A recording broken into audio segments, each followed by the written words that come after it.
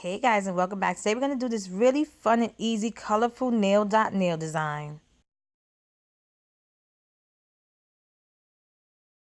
So I already painted my nails with white polish, and this is going to be a really easy and simple tutorial. I'm just going to add dots, but I'm going to like saturate my nails with a bunch of dots. So I'm going to go crazy adding different bright neon dots. I just thought that this design is really cute. It's fun. And you can add whatever color combos that you want. You can add a few colors, or you can go crazy like me and add as many different colors as you want. I just wanted to show you it's really simple and easy to do a cute and fun nail dot design. I hope I made this video really fun and easy for you to recreate if you want to.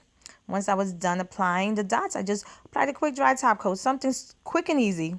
And here's a finished look. I hope you liked this video. If you did, please give it a thumbs up and subscribe to my channel to get updates when I upload new videos.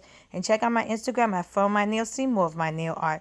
Thanks so much for watching. See you next time.